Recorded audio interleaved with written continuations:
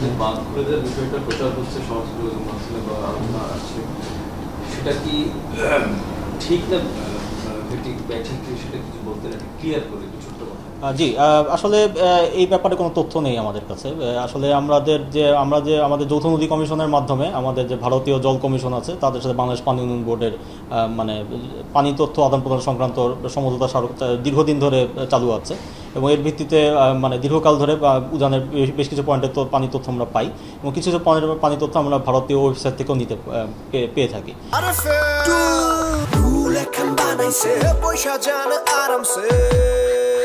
তো তো এর ফলে তো এগুলো আমাদের অবশ্যই বন্যা পূর্বাভাস কার্যক্রমে সহায়তা করে। তবে যেগুলো কাঠামো রয়েছে অর্থাৎ বাঁধ বা ড্যাম বা অন্যান্য জল নিয়ন্ত্রণ কাঠামো, সেই সংক্রান্ত কোনো তথ্যর ব্যাপারে এখনও পর্যন্ত কোনো মানে আমাদের মধ্যে কোনো সমঝোতা হয়নি এবং এই সংক্রান্ত কোনো তথ্য আমাদের কাছে নেই। তবে উজানের পানির তথ্য আমরা পেয়ে থাকি, সেগুলোতে আমরা দেখেছি যে বৃষ্টিপাতের প্রভাবিত পরপরই উজানের নদীর পানি বৃদ্ধি পেয়েছে এবং যেমন কুমিল্লা গোমতীর অমরপুর পয়েন্টে, ত্রিপুরার অমরপুর পয়েন্ট প্রায় বাংলাদেশের সীমান্ত থেকে 80 কিলোমিটার উজানে। তো সেই তথ্য দিয়ে আমরা মোটামুটি একদিন একটা ফোরকাস্ট করা সম্ভব, যেহেতু ওটা একদিনের কাছাকাছি সময় লাগে আর কি। তো সেই হিসাবে আমরা দেখতে পাচ্ছি যে ওই উজানের যখন পানি বৃদ্ধি পেয়েছে ক্রমান্বয়ে বাংলাদেশের পানি বৃদ্ধি পেয়েছে আর কি। এগুলো যেহেতু আকস্মিক বন্যাপ্রবণ নদী, এগুলোতে সাধারণত পানি দ্রুত আসে এবং মানে যখন বৃষ্টিপাত কমে যায় তখন পানি দ্রুতই নেমে যায়।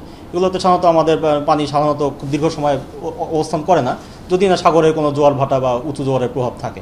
তো যেহেতু আমরা দেখতে পাচ্ছি যে এখন লঘুচাপটি স্থলে এসে বিলীন হয়ে গেছে এবং একই সাথে পূর্ণিমা তিথি অতিক্রান্ত হওয়ার কারণে এখন আমরা স্বাভাবিক জোয়ার বিরাজ করছে এবং এখন যদি বৃষ্টিপাত কমে আসে আমরা আশা করছি যে পানি দ্রুতই নেমে আসার সম্ভাবনা রয়েছে, যেহেতু এগুলো পাহাড়ি নদী, এগুলো খুব দ্রুতই পানি বয়ে নিয়ে যেতে পারে আর কি। তো এই জন্য আমরা আশা করছি যে মানে বৃষ্টিপাত কমে আসার সাথে সাথেই বন্যা পরিস্থিতির একটা লক্ষণযোগ্য উন্নতি চোখে পড়বে।